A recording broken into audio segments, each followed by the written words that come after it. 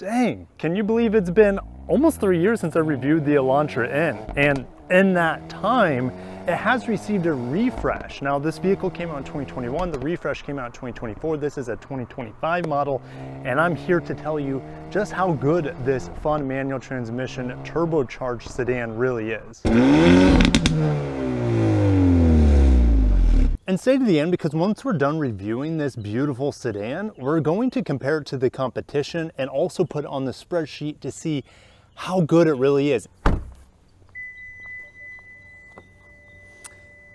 Gosh, that ding is a long ding. Underneath the hood of the Elantra N, prop sticks on this side, we have a 2-liter direct injected turbocharged 4-cylinder engine producing 276 horsepower. However, if you press one of the buttons on the inside, you'll get an overboost for 286 horsepower for a limited time. Pound-feet of torque is at 289. Now, this does have an electronic limited slip differential up front. Manual transmission is standard, and of course, that's what we have today with rev matching technology, but you can get the 8-speed dual clutch if you prefer. I'm getting about 25 miles per gallon on this hog this week. If you look at something like a GR Corolla that has 300 horsepower, if you look at something on the below this, which would be like a GLI or an NSI, those have closer to 200 horsepower. So this kind of has its own little niche of power and performance carved out for it. And as I lower the hood, we do have new engine mounts to reduce the vibration, but also give you a more rigid driving experience. Love the blacked out Hyundai logo there that is flat on, I guess it's a part of it. It looks like an extension of the hood, but it's really the top end of the bumper. We have redesigned daytime running lights and headlights here with this refresh model. Gotta love the N badge and all this additional cooling at the bottom for the radiator, as well as the brakes. Yes, the brakes get air channeled to them with this additional aero package up front on this Elantra N. And kind of like the Nismos from Nissan, Hyundai's a bit cheeky. They're really taking that red stripe at the bottom and making it their own as well. As we come to the side, guys, this is going to be a huge performance enhancement. Standard now are 19-inch forged wheels. This saves around, I think it's about 22 pounds. I'll fact check that myself. But huge oversized brakes. You gotta love that red end caliper as well to match the red stripe that goes around the vehicle, very Nismo-like as well. And then also like Nismo, N on a Elantra N stands for Namyang. That's where they test, create, and tune these vehicles over in South Korea. All right, blacked out window surrounds, but the side of the vehicle looks very same compared to the pre-refresh. Real wide light bar with these vertical fins at the edge. Really cool spoiler here. All the geometric shapes and dips and dives on it kind of fits the side of the vehicle as well. N badge, oversized. Guys, these are massive tips. They sound great. I think I might try to hook up a microphone to them here in a little bit when we're driving to get the most out of this experience when we're on the road. Elantra badging here. Let's go and press that. Lifting up the trunk. And this is also new for 2024 and beyond, is this additional structural brace here that's going to stiffen this vehicle up in the turns. Underneath, no spare tire. This thing looks like it's just kind of floating around here. It is sort of floating. Maybe it wasn't tied down all the way. I think it's tied down all the way. That's an afterthought. There is room for a spare tire there, but it's not going to be the 245 width that we have on this performance Elantra. All right, back seat, we have suede here, pretty good materials. And of course, more suede on the back, a little bit of that N blue. All right, so getting into the back seat, illuminated USB-Cs, no vents back here. That's kind of a miss, but check this out. Look how much leg room I have. This is bonkers for a compact sedan to have this much leg room. Headroom is also fantastic. Now, I believe this can be equipped with the sunroof. This model does not have that, but that's okay. It reduces weight, right? Smart key access here on the front door. Materials, hard touch up top, but we got that suede and some perforation right here. We do have a Bose sound system. We have a nice little floor skid plate there to welcome you in with a small N badge on it. There's that blue, that N blue, and the stripes here, the perforation are in blue. Illuminated N logos here, which look really nice at night. I love the thin headrests here. The headrests are not adjustable, but these seats are absolutely incredible. Aluminum pedals, as well as the Elantra N matte. Let's go ahead and fire her up. Ooh, nice. What does it sound like in here? Pretty good. I didn't put it in N mode with the pops and gurgles, but we will shortly. Well, I'm not gonna do the launch mode. I tried playing with it just a little bit ago. So once this bad boy turns green, we're gonna do a quick 0 to 60. I turned off my drag meter. I did do a 0 to 60 earlier. It was 6. That was bad launch.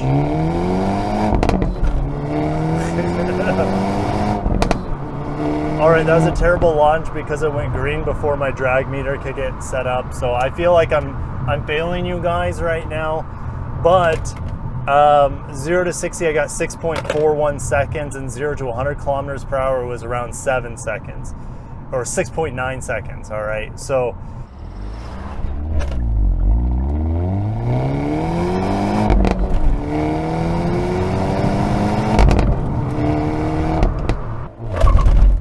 that was not good. That was not my best launch by any means. Yeah, that was not good. But I have done a few 0 to 60s now. That one was not good. That was about 7 seconds. My best one was 6.4 seconds, which a Civic Si is somewhere around 7 seconds, 7.1, something like that. So it's definitely quicker. And as you guys know, with the manual, getting a quick jump off the line, there's a lot of skill. You need a lot of repetition and practice. I love driving this Elantra N, and it has gotten more expensive over the years. Like I want to say 35K, started out in the low 30s when it launched, but let me tell you, it feels like a much better car. I didn't mention in my walkaround that it has electronic variable suspension or electronic dampers. And the ride quality in here is a lot better than what I remember. The handling is better than what I remember. Like, it just feels super planted in the turns. God, oh yeah. The auto rev matching downshifts are the thing of art in this vehicle. Very little body roll, and it just puts down all that power so easily. Then we're stuck in traffic, but at least I got a green arrow for you guys. It is sublime. Absolutely incredible driving machine. Perfect for enthusiasts. It never seems scary. I think it's just a perfect amount of power. The tires are never upset. I'm never fighting for traction. It feels really, really balanced in here, from the ride quality to the handling, the gearbox. The only thing that might take a little bit of like learning curve is the starting off into first gear. It's gotten better since the last time I remember, but the clutch is pretty strong. Getting into first is still, I think, a lot better than what it used to be when this car launched and pre-refresh. I haven't had any issues stalling it, but I kind of know what to expect with the strong clutch feel in first gear especially. First to second is pretty smooth, but every gear, second to third, third to fourth, fourth to fifth, fifth to sixth is just complete butter in here. All right, but the first and second requires just a little bit of finesse. Nothing like a WRX, for example. WRX, you're always dancing with that vehicle and the transmission and the revs to make sure it launches just right, or it shifts just right, or it accelerates just right. It's very, very high level learning, I would say, like in a WRX. This one's real easy, real simple to live with. It has rev matching, which is just the bee's knees on here. I don't know why we're stopping on a green, but we are. And that's the thing about being in such a low to the ground vehicle. You can't see over these tall SUVs. You can't see if there was a red light ahead of you sometimes. Oh. Such a smooth engine.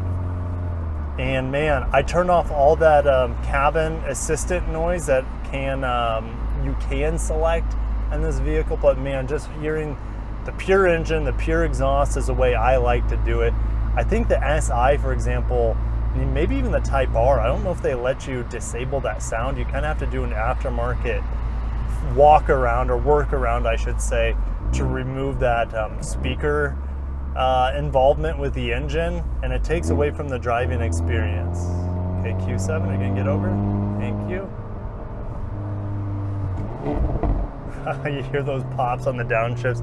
It really likes to do it, I would say, over 4,500 to 5,000 RPM with the pops and bangs from the exhaust. And I don't remember it being quite as, like, I remember the pre-refresh being a little bit louder with the noises in the engine and stuff, but I could have also just had the speaker involvement going on with that vehicle where I disabled it here, and I really like it. It's a really good balance of engine noise, exhaust note, and still have a pretty quiet cabin. You know, this Elantra is quieter than I thought it would be. You do get some harshness, obviously, through these lightweight wheels, and it's a budget vehicle, all right? So you are going to get some issues with road quietness and tire noise, but when you're on a smooth road like this, I have no issues, all right? And driving this manual in like stupid traffic that I'm in right now, it's pretty enjoyable, but I haven't done it for hours on end. But this, like I said, this gearbox with auto rev matching is just really easy, really smooth, and it's just begging me to play around with the shifter while I'm in here. So it's just an amazing vehicle, top to bottom. I haven't needed the brakes a whole lot this week.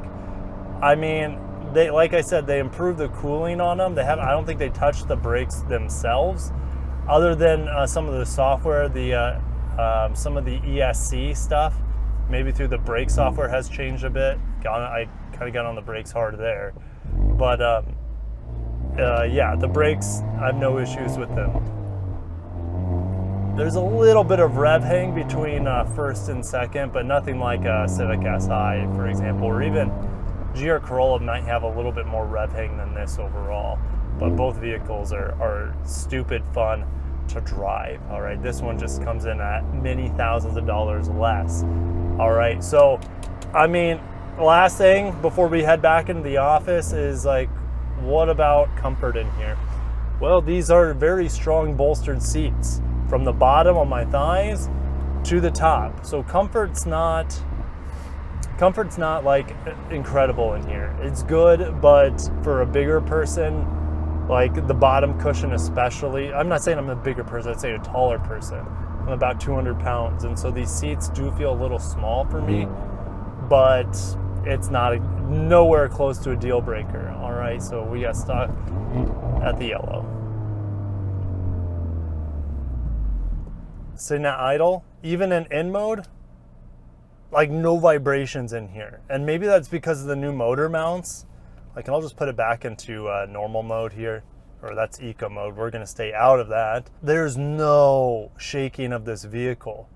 I can feel that the engine's on with the low hum sounds, but it is really luxury-like with just a little throb to the steering wheel, which I want in a performance car. I don't feel anything through the pedals. I don't feel anything through the floor. So they've done a really, really solid job with the the engine and removing the additional vibrations from it. At least at idle, I'm sure, you know, I don't feel like I have any disconnect when this engine is revving out. I feel like I'm completely in tune with what the car is doing, and I can't wait for this to turn green. But look, we have a red light up there, so climate control is fantastic in here. Look, real buttons, real knobs, heated seat button, volume knob right in the middle, kind of facing me, even better.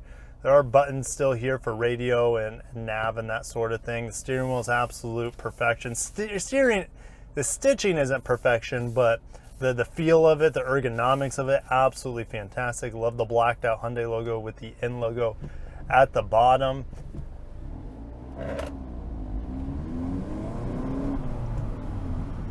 Yeah, first to second has a little bit of a hitch. It kind of wants the revs to drop a little bit more. Oh shoot, and when I got out of N mode, the auto rev matching disappeared. So I will see you guys in the office. I got to pick up some things from Wally World. I'll see you in the office, and we'll give our final rundown of the Elantra N. Is it still one of the best cars you can buy for an enthusiast? Let's find out. Can we find deals on the Elantra N? Well, I think it's going to be hard, and the reason is there are not very many out there. All right, so Hyundai's not making a lot of them, more than likely, and they are not selling a lot of them, more than likely. So they're making these available essentially to the low demand. All right, so 35K to 36K is what I'm seeing them for. What about their competition? GR Corolla, 41K, maybe the lowest price I can find. All right, remember there's different grades. They don't have the core grade anymore that I remember, or at least the core grade has the performance clutch pack standard now, about 40K. So, wow, I mean, this one's 35K. If that's true, that's an insane buy. GR Corolla, 38K. So they're about $2-3 grand more than the Elantra N. All right, what about the Mazda 3 Turbo specifically?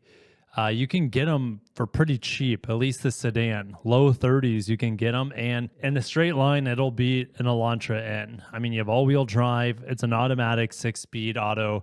Tons of torque in this thing, 320 pound-feet. All right, it's gonna beat most cars in this class off the line. That's something to consider. Now, what about the Civic Si? Civic Si, this one's overpriced, about $3,500. Low 30s. It's still a good buy. Still a really good buy. I'm honest. It's not as fun to drive, but it is cheaper.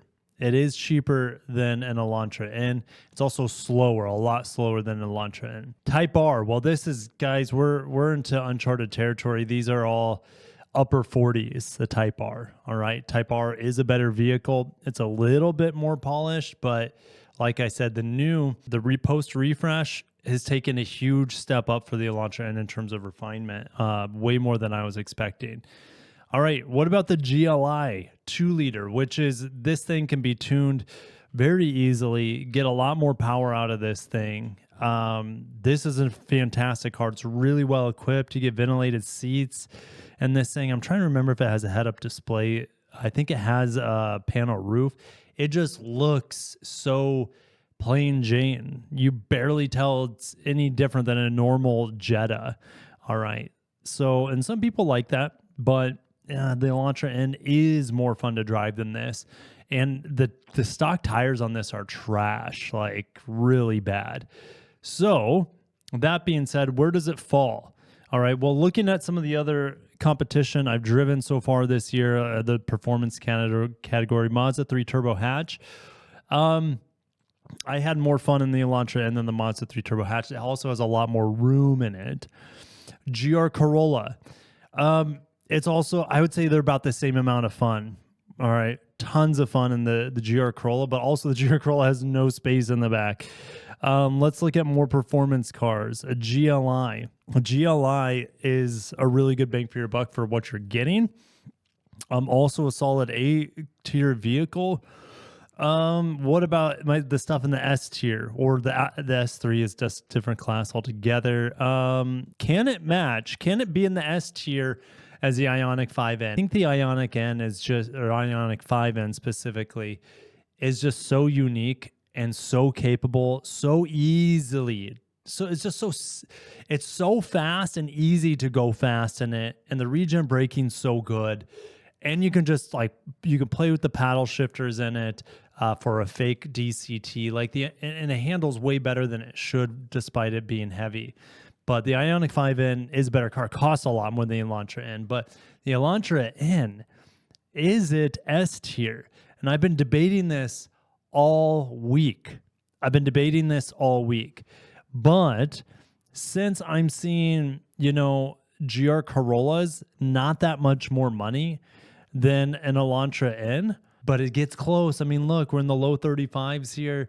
It's really close. It's right on the border of S tier. I mean, and it's just made so many improvements. Like the interior is so much better than the competition. For example, if you look at the Jetta has a better interior than the GLI. It has a better interior than the GR Corolla with more space.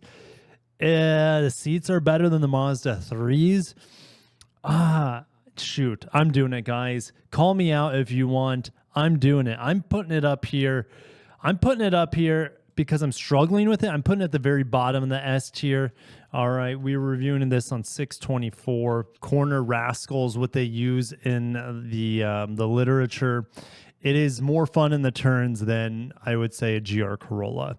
All right, but the GR Corolla still has that fun aspect of it being a hatchback, this being a sedan. I wish Hyundai had a hatchback that's not the Ioniq 5N, but a gasoline hatchback. I know they used to have the Veloster N, but here we go. I put it in S tier, guys. I just really enjoy driving this car. The exhaust also buries everything that it competes against.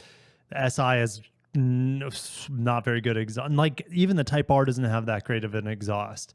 All right, the GR Corolla looks cool. Exhaust, a triple exhaust, but it doesn't sound very good. All right, the GLI does not sound that great. All right, and the manual I tested on it last was the gears were really far apart, and so it's just I can't really find anything to complain about the Elantra N. You know, first to second is a bit herky-jerky, but it's like that in most modern cars. So, or that have a manual, I should say. All right, so I'm going to end it there. It's my first manual car this year that has made it into the S tier. The CT5 Series Blackwing was an automatic. If I had it in the manual, probably be right up at the top. But we have another S tier on our list, guys. I'm excited to make it official. Man, look at the spreadsheet filling up. Lots of S and A tiers, lots of B, and then we have a lot of fire sale onlys and only one terrible vehicle so far, which is the Hummer EV SUV. All right, so good job, Hyundai. I can't believe they made it better. It's easier to drive. It's smoother. It's more refined. It feels more planted in the turns. I don't know what else to say about it. It's a home run of a performance vehicle, an enthusiast vehicle, and good luck finding something that's more fun to drive, that's new, for the same money or less. All right. The Civic Si needs to have like a detuned Type R engine to even come close to this thing. All right. So anyways, thank you guys for watching. Oh, what about the WRX? Because I took a picture of one. I think I reviewed the WRX late last year. That was the TS model. Nah, this is better, and it costs a lot less money than that vehicle. So I'm going to shut it down. S tier. It's made it. The Elantra N, it's made it into the S tier. I just can't think of any major downfalls of it. Okay. It's priced at a really solid price point, and it does everything that you expect it to exceedingly well. And it's accommodating. It has big space in the back. So I got shut down. Take care, guys. Have a great day. Peace.